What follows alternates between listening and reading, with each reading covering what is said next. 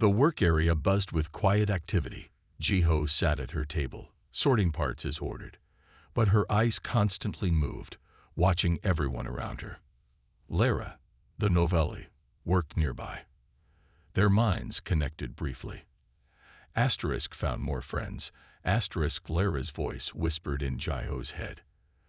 Asterisk human female. Engineering section asterisk. Jiho kept her face neutral. Asterisk can you bring her to meet Maya asterisk. Asterisk next work cycle. She repairs shipped systems asterisk. When the shift ended, Jiho returned to her cell. Taiwan was waiting with news. I've been experimenting in the lab, he whispered.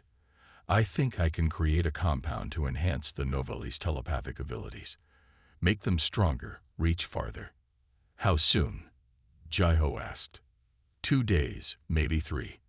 Jiho frowned. We don't have 3 days. The invasion fleet launches tomorrow. Taiwan ran his hands through his hair. I'll work faster. The next day, Hey Newell came for Jiho again. This time, he took her to a different work area. This room was filled with engine parts and control panels. Fix these, Hey Newell said, pointing to a stack of damaged control units. Jiho nodded and began working. After a few minutes, she felt someone approach. A human woman with short black hair and quick eyes sat down beside her. You're the military commander, the woman said quietly. I'm Young Mei, former engineer on the colony ship Horizon. Jiho studied her. How long have you been here? 2 years, Young Mei replied. Long enough to learn their systems better than they do. Jiho glanced at Hey Newell, who stood by the door, watching but not interfering. I found a weakness, Jiho said softly. The Korean neural network. It can be disrupted with the right frequency. Yang Mi's eyes lit up. I've noticed that too. Their interfaces are sensitive to certain electromagnetic waves. Can you build something to generate those waves? Jiho asked. Yang Mi looked around the room. With these parts, maybe. Small devices, short range. We'd need many of them placed throughout the ship. How many? At least 20 to cover the main areas. Jiho thought for a moment. Supreme War Leader Vextar stood tall in the observation room. His red exoskeleton gleamed under the bright lights. Behind him, 3 other high-ranking Zorians watched with their compound eyes. Jiho sat calmly in the center of the room. She had been here for 2 hours, answering questions and completing tasks. The human female shows unexpected adaptability, Chief Examiner Krillix reported. She learns quickly. Vextar's mandibles clicked thoughtfully. Is she a threat? Krillix made a sound like laughter. No, Supreme War Leader. Humans are physically weak. Their technology is primitive. This one is smarter than most, but still just a human. Jiho kept her face blank, but inside, anger burned. She would show them just how just a human could be. Supreme War Leader, Jiho said suddenly, I wish to learn more about Saurian culture. Your species has achieved so much. Vextar seemed surprised by her words. You wish to study us? Jiho nodded. Your technology, your social structure, your achievements. Humans value knowledge. I want to understand the species that defeated us. The Saurians looked at each other. This was not the reaction they expected from a prisoner. A curious approach, Vextar said. Very well. You may have access to our historical archives and basic technical information. He turned to Krillix. Watch her closely. This may reveal useful insights into human psychology. After Vextar left, Jiho was taken to a small room with computer access. A guard stood by the door. Hanul. You may study approved materials, Hanul told her. 1 hour. Jiho spent the hour reading everything she could about Saurian ship designs, security systems, and daily routines. She memorized patrol schedules and guard rotations, all information that would help her plan. When Jiho returned to the work area that afternoon, she found Yang Mi waiting. I've built 5 disruptors, Yang Mi whispered. Small, but powerful. They'll cause pain to any Xorian within 20 feet. Jai-Ho nodded. Du-hyun will place them near the bridge and engine room. We need more for other areas. Working on it, Yang-Mei promised. But we need a way to activate them all at once. Leave that to me, Jai-Ho said. Later in the science lab, Taiwan carefully mixed chemicals while Xorian scientists worked nearby. They paid little attention to him. He was just another human doing simple tasks. In his pocket was a small vial of blue liquid, the compound to enhance Novali telepathic abilities. He had finished it ahead of schedule. That night, Jai-Ho lay in her cell, thinking. Through Lara, she had connected with over 50 prisoners now. Each had a role to play. Each knew what to do when the signal came. Hamul appeared at her door, carrying a food tray. Extra ration, he said, sliding the tray through the small opening. You performed well in tests today. Jai-Ho smiled. Thank you, Hamul.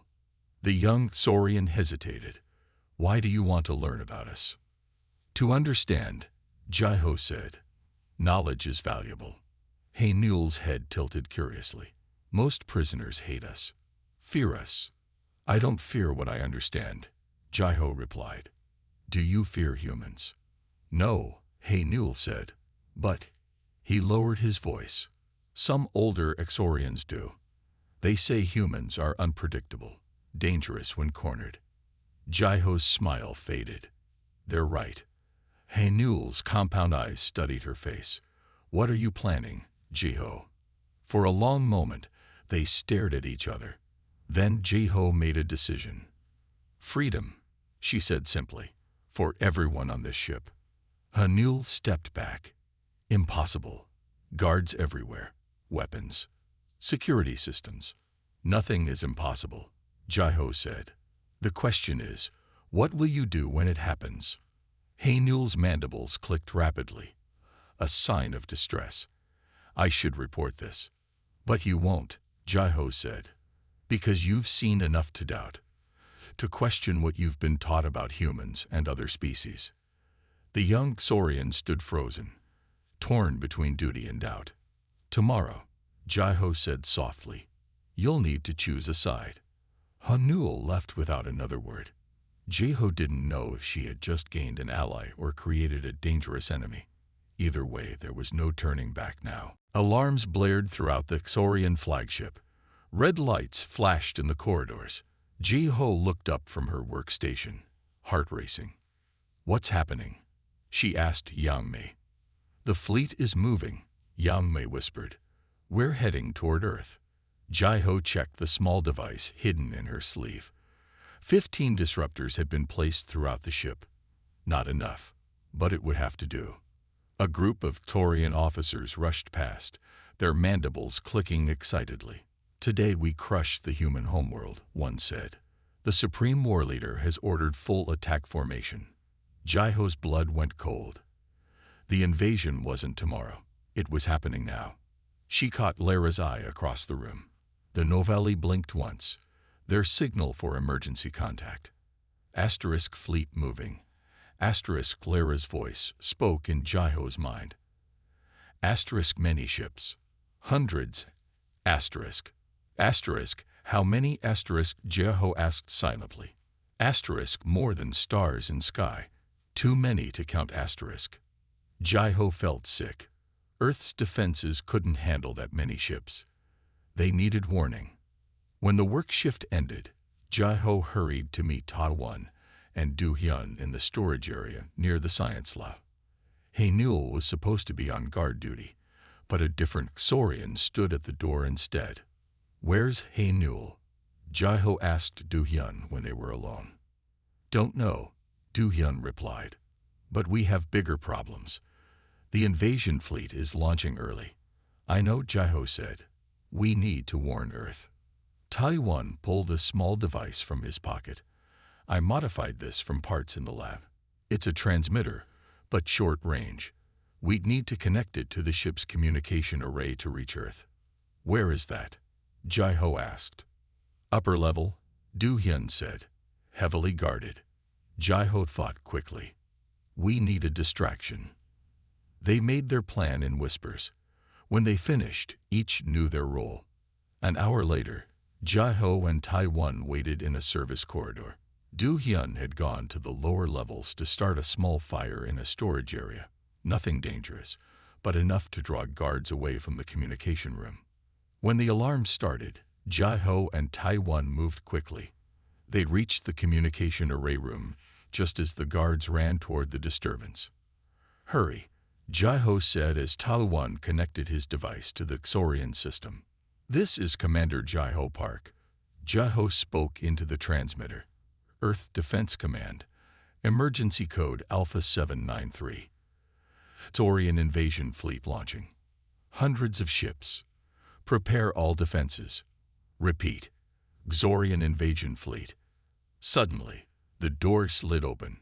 3 Xorian guards stood there, weapons raised. "Step away from the console," one ordered. Jai-ho and Tai-1 raised their hands slowly. "Did the message get through?" Jai-ho whispered. Tai-1 nodded slightly. "Partial transmission. Maybe enough." The guards took them to a large room Jai-ho hadn't seen before. It was circular, with raised seats around the edges, like an arena or court. In the center stood Supreme War Leader Vextar. "Commander Park." Vextar's voice was cold. "You disappoint me. I granted you special access, and you betrayed that trust." Behind him, Chief Examiner Krillix and several other high-ranking Xorians watched with their compound eyes. "We found these in various parts of the ship," Krillix said, holding up one of Young's disruptors. "Primitive, but clever. They would have caused significant pain to our kind." And this, another Xorian held up Tai-1's vial of blue liquid, a neural enhancer for the Novali prisoners. Vextar's mandibles clicked angrily. "A coordinated escape attempt, and a warning to your world." He leaned closer to Jai-ho. "It will not help them. Our fleet is too large, too powerful." "Where are the others?" Jai-ho asked. "The prisoners who helped me." Being questioned, Vextar replied, "As for you, a public execution will demonstrate the price of defiance." Guards grabbed Jai-ho's arms. As they dragged her away, she saw Hae-Newell standing by the door. Their eyes met briefly. His compound eyes revealed nothing. Jai-ho didn't struggle. The partial warning to Earth had been sent, and the Xorians had found only 15 disruptors. Not all 20. The execution chamber was large and circular. Hundreds of Xorians stood on raised platforms around the edges. Below them, prisoners from many species were forced to watch. Jai-ho saw Tai-1 and Yang-mai among them, guarded by armed Xorians. Jai-ho stood in the center of the room, her hands bound in front of her.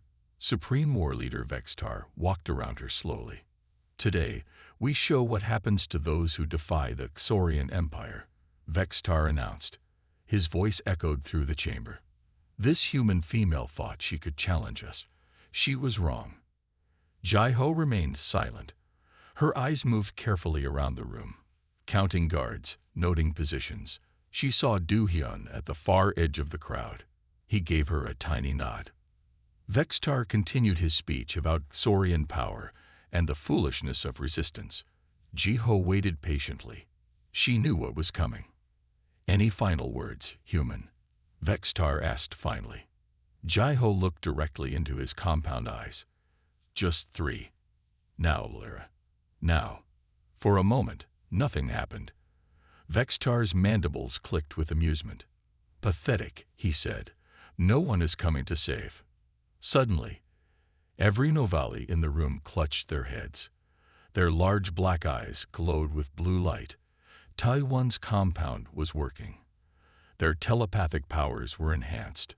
A powerful mental wave swept through the chamber. Every prisoner heard Lyra's voice in their mind. Asterisk and Odo asterisk. Do-hyun moved first. He pulled a small control device from his sleeve and pressed the button. Instantly, the 5 remaining disruptors activated throughout the ship. The effect was immediate. Xorians everywhere cried out in pain. Their neural interfaces sparked and smoked. Many fell to their knees, clutching their exoskeletons. Jai-Ho broke her restraints. They had been weakened earlier by Yang Mei during a brief moment when they passed in the corridor. She ran toward the nearest guard and took his weapon. Chaos erupted across the chamber. Prisoners attacked guards. Species that had been enemies found common cause against their Xorian captors. To the weapons bay, Ji-Ho shouted to Du-hyun, who was already fighting his way toward her. Ta-1, Yang Mei, to the bridge. The plan they had shared through Lyra's telepathy was in motion. Each group knew their targets. Vextar recovered faster than the other Xorians. He lunged at Jai-Ho with surprising speed. "I will kill you myself," he roared. Jai-Ho dodged his attack and fired the captured weapon. The blast hit Vextar's shoulder, cracking his exoskeleton. He stumbled but did not fall. "Your resistance is meaningless," Vextar hissed through the pain. "Even now, our fleet approaches Earth. One ship in rebellion cannot stop us." "Who said anything about stopping you?" Jai-Ho replied. Before Vextar could respond, something struck him from behind. He fell forward, revealing Haenul standing behind him, holding a heavy metal pipe. "You chose a side," Jai-Ho said, surprised. Haenul's mandibles clicked nervously. "The wrong things are happening here. I see that now." Together, they fought their way out of the chamber. The corridors were filled with fighting. Prisoners against guards. Freedom against control. Jai-Ho and Haenul reached the main command center. Tai-1 and Yang Mei were already there, working quickly at the control panels. "Ship systems are responding," Yang Mei reported. "The neural disruption broke their security protocols."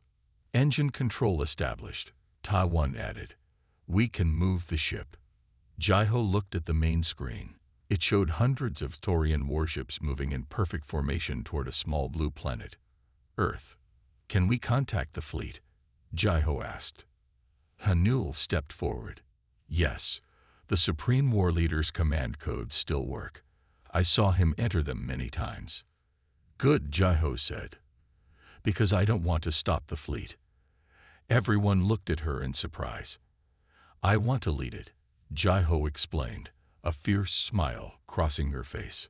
Vextar had been right about one thing. One ship in rebellion couldn't stop the invasion fleet. But one flagship, commanded by their enemy, transmitting new orders, that could change everything. Red lights flashed across the bridge of the ESS Dauntless. Commander Jai-Ho Park gripped the arms of her captain's chair as another blast rocked the ship. "Status report," she ordered, her voice steady despite the chaos. "3 more Xorian battle cruisers just jumped in, Commander," said Officer Yang Mei from the radar station. "We're surrounded. 7 ships total." Jai-Ho nodded. This was no random attack. This was a trap, set just for her. "Shields at 23%, called Du-hyun from his post. Engine power failing. Weapons systems offline." The crew looked to Jai-Ho. For 3 years, they had followed her through countless battles. 3 Xorian outposts destroyed under her command. Dozens of human colonies saved. But this time was different. "Begin emergency data wipe," Jai-Ho said. She typed a series of commands into her chair's console. "I'm encrypting Earth's defense plans and sending a final message to command." The ship shook again. This time, the lights flickered and died before the backup power kicked in. "They're using tractor beams," Yang Mei reported. "We can't move." Jai-Ho stood up and straightened her uniform. "Prepare to be boarded. Hide what weapons you can. Remember your training." As her crew rushed to prepare, Jai-Ho walked calmly to her personal console. She placed her hand on the screen and spoke her final command code. The screen flashed green as the most sensitive data was wiped from the ship's memory. Other data was hidden in places the Xorians would never think to look. The first sounds of the Xorians cutting through the outer hull reached the bridge. Metal screamed as it was torn apart. "It has been an honor serving with you all," Jai-Ho said to her crew. "Whatever happens next, remember, we are not defeated until we give up." The bridge doors burst open. Tall insect-like creatures stormed in, their hard exoskeletons gleaming under the emergency lights. Each Xorian stood nearly 8 feet tall, with 4 arms holding advanced weapons. Their compound eyes scanned the room, and their mandibles clicked in what might have been excitement. The humans raised their hands slowly, knowing that fighting now would only lead to death. A larger Xorian entered last. Unlike the others, whose exoskeletons were a dull green, this one's was deep red with gold markings. A leader. "I am Supreme War Leader Vextar," the creature announced, its voice translated through a device on what passed for its neck. "Which of you is the human female called Park Jiho?" Jiho stepped forward. "I am Commander Park of the Earth Space Service." The Xorian's head tilted slightly. Its compound eyes reflected Jiho's image a dozen times over. "So small," Vextar said. "Hard to believe our sensors show you responsible for the destruction of 3 outposts." "4, actually," Jiho corrected. "Your intelligence is outdated." The Xorian made a sound that might have been laughter. Bold words from a prisoner. Vextar turned to his soldiers. "Secure the humans. Prepare this one for special transport to the flagship." As 2 Xorians approached Jiho, she noted how they moved, how their weapons worked, what parts of their exoskeletons seemed more flexible than others. Information was survival. "You don't seem afraid, Commander Park," Vextar observed. "Should I be?" Jiho asked. "Most species fear the Xorian Empire. It is normal." Jiho smiled slightly. "Not most species." Vextar's mandibles clicked rapidly. "No, humans are interesting. You will help us understand your kind before we finish our invasion plans." "I will tell you nothing," Jiho said. "They all say that at first," Vextar replied. "But we have ways to make all species talk, and plenty of time." As they led her away from her ship and crew, Jiho kept her head high. The Xorians saw only a small human female, physically weak compared to their massive strength. They saw a curiosity to study, not a threat. They didn't fear her. They should have. The Xorian flagship was enormous. Jiho walked between 2 guards down a long corridor. She memorized every turn, every door, and every control panel they passed. The ship smelled strange, like metal, and something sweet that made her nose itch. They reached a large room filled with strange machines. 3 Xorians in different colored exoskeletons looked up as she entered. Unlike the soldiers, these Xorians had smaller, more delicate front limbs. "The human commander," one of the guards announced. The Xorian with a blue-tinted exoskeleton stepped forward. "I am Chief Examiner Krillix. You will be tested now." Jiho said nothing. She watched as they prepared various devices. "Sit," ordered Krillix, pointing to a metal chair in the center of the room. Jiho sat. Immediately, restraints closed around her wrists and ankles. A strange helmet was lowered onto her head. "Your brain activity will be monitored," Krillix explained. "Answer truthfully. Resistance is pointless." Images flashed before Jiho's eyes. Star maps, weapon designs, Earth defense stations. After each image, a question in slightly broken human language. "How many ships guard this location? What is the weakness of this weapon? Where is Earth's main fleet stationed?" To each question, Jiho gave the same answer. "I don't know." After an hour, Krillix seemed frustrated. Humans are stubborn, but not clever. The helmet was removed. Jiho blinked as her eyes adjusted to the normal light. "Take her to holding cell 3, Krillix ordered. "Schedule physical tests for tomorrow." The guards led Jiho to a new section of the ship. This area had small rooms with clear walls. Inside each room were different creatures, some Jiho recognized from Earth's space records, others completely new to her. They stopped at an empty cell. The door opened with a hiss, and Jiho was pushed inside. The door closed behind her.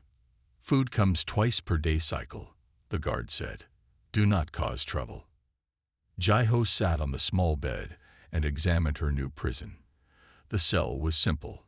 A bed, a small washing area behind a partial wall, and nothing else.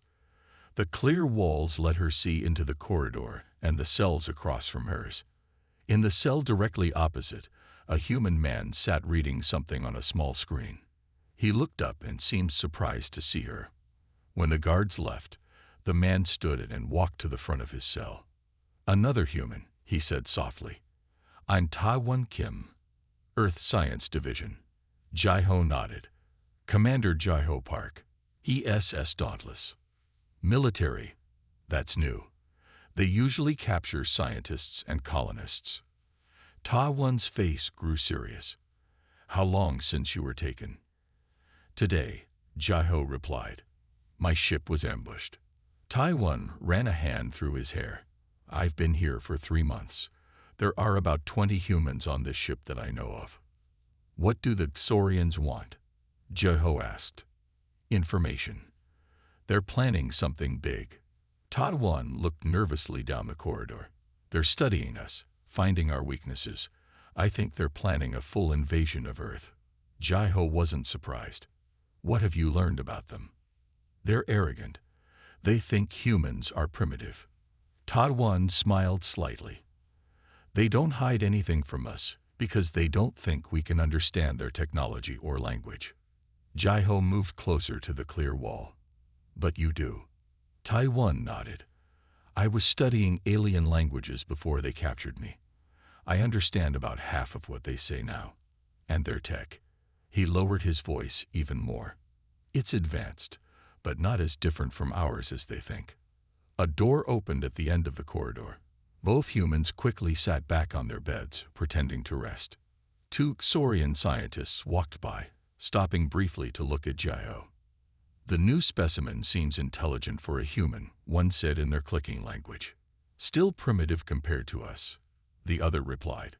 "The Supreme War Leader wants a full assessment of her capabilities before the fleet reaches the human homeworld. 2 Earth cycles, maximum." They moved on, not caring that the humans might have heard them. Jai-Ho caught Ta-Won's eye across the corridor. He had understood too. 2 Earth cycles, 2 days until the Xorian fleet reached Earth. Jai-Ho lay back on her bed and stared at the ceiling. The Xorians thought they had all the time in the world to study her. They were wrong. The next day, a young Xorian guard came for Jai-Ho. His exoskeleton was lighter in color than the others, marking him as less experienced. "Follow," he said in simple human language. Jai-Ho noticed that this guard watched her differently than the others. He seemed curious rather than dismissive. "What is your name?" Jai-Ho asked as they walked. The guard's head tilted in surprise. "Prisoners do not ask questions." "Humans do," Jai-Ho replied. "I am Jai-Ho." After a moment, the guard said, "I am called Hae-Newell." Jai-Ho hid her surprise at the Korean-sounding name. The translation device must have converted his Korean name to something the human could pronounce. Hae-Newell led her to a large room where other prisoners worked on various tasks. Some sorted small parts. Others cleaned equipment. All were non-Xorian species. "Work here. 6 hours," Hae-Newell instructed, pointing to an empty table with small metal pieces scattered across it. Jai-Ho sat down and began sorting the parts. Hae-Newell stayed nearby, watching. At the table next to hers sat a strange creature. It was humanoid, but with pale blue skin and large, completely black eyes. Its hands had 6 fingers each. When it looked at Jai-Ho, she felt a strange tingling in her mind. "Do not speak to the Novelli," Hae-Newell warned. "They are telepathic." Jai-Ho nodded, but made eye contact with the blue alien. The tingling in her mind increased. *human. New prisoner *. The voice in Jai-Ho's head was soft and musical. Jai-Ho tried to hide her shock. She gave a tiny nod. *I am Lyra. Many species here. All hate Koreans *. Jai-Ho kept sorting parts, careful not to look at Lyra too much. Hae-Newell moved to speak with another guard, giving them a moment. Can you connect with other prisoners? Jai-Ho thought, hoping the Novelli could hear her. Yes. All in this room. Some in other rooms asterisk. Asterisk, we need to work together. Asterisk, Jai-Ho thought. Asterisk, the Exorians plan to attack my world in 2 days. Asterisk. Lara's large eyes blinked slowly. Asterisk, what can we do? Exorians too strong. Asterisk.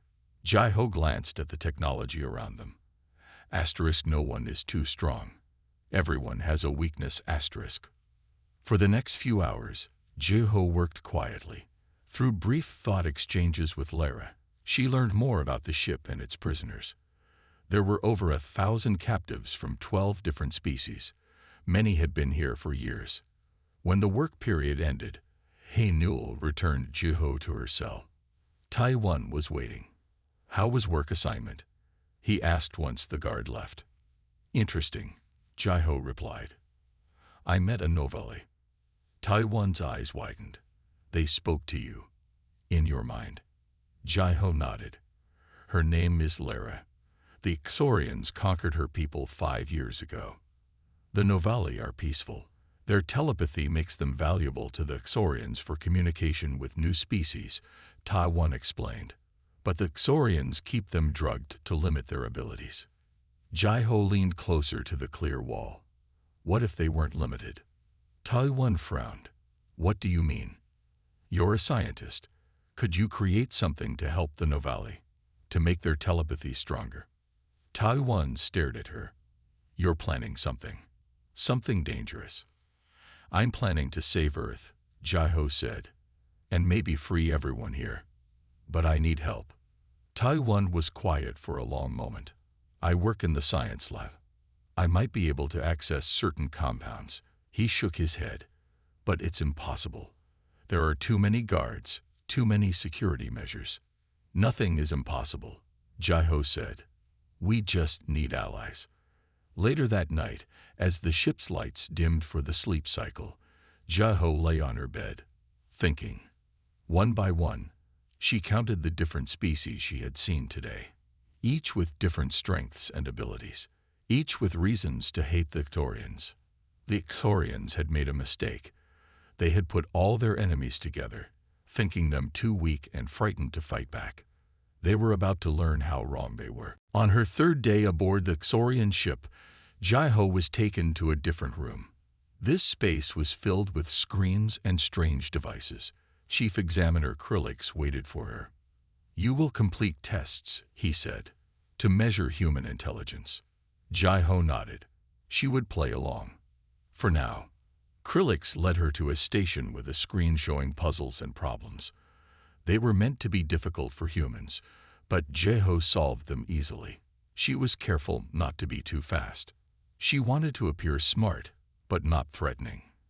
Interesting, Krillix said, watching her work. Your neural patterns are unusual for your species. While she worked, Jai-Ho studied the Exorian technology around her. She noticed something strange. The Exorians wore small devices on their exoskeletons that glowed with a soft green light. These devices seemed to connect to the ship's systems. After several hours of tests, Krillix was called away. He spoke to another Exorian in their clicking language. The human shows higher function than expected, Krillix said. Perhaps useful for the neural interface experiments. The other Exorian looked at Jai-Ho. Be careful. Remember what happened with test subject 12. Jai-Ho kept her face blank, but her mind was racing. Neural interface. What were they testing? When Krillix returned, he placed a small device on the table in front of Jai-Ho. Connect this to your head, he ordered. Jai-Ho picked up the device. It was similar to the ones the Exorians wore, but modified. She placed it against her temple as instructed. Nothing happened. Krillix made notes on his screen. Human brainwaves incompatible with direct interface. As expected, he took the device away and gave her another puzzle to solve. Later, when Jai-Ho was returned to her cell, she immediately went to the clear wall. Taiwan, she called softly. I need to ask you something. The scientist came to the front of his cell. What is it? The Exorians use some kind of neural interface, small devices on their exoskeletons. Do you know about this? Taiwan's eyes widened. Yes, they use a hive mind system to control their ships. Each Saurian connects to the central computer. It makes their reactions faster than any manual control could. Today they tried to connect me to a modified version, Jaiho said. It didn't work. Of course not, Taiwan explained. Saurian brains use different electrical patterns than humans. Their neural frequency is much higher than ours. Jaiho thought for a moment. What would happen if that frequency was disrupted? Taiwan considered this. It would break their connection to the ship's systems, maybe even cause them pain. But how could we disrupt it? Before Jaiho could answer, Haenul appeared at her cell door. Come, he said. Special assignment. Jaiho followed Haenul to a small room filled with damaged equipment. He closed the door behind them. Fix these, Haenul said, pointing to the broken devices. You showed skill with technology in tests. Jaiho began working. After a few minutes, she noticed Haenul watching her with his compound eyes. You have questions, Jaiho said without looking up. Haenul's mandibles clicked nervously. Humans are interesting, different from what we are taught. How so? Jaiho asked, carefully opening a damaged panel. We are told humans are primitive, simple minds, but you solve problems differently than other species. Not better or worse, just different. Jaiho smiled slightly. Different can be good. The Supreme War Leader says different is dangerous, Haenul replied. Maybe he's right, Jaiho said, meeting Haenul's gaze. Inside the damaged device, Jaiho found something unexpected, a small transmitter. As she examined it, she realized it operated on a frequency very close to the one used by the Saurian neural interfaces. A plan began to form in Jaiho's mind. If she could modify this transmitter to emit a disruptive frequency. She looked up at Haenul, still watching her with curious eyes. He didn't fear her. None of them did. But they would.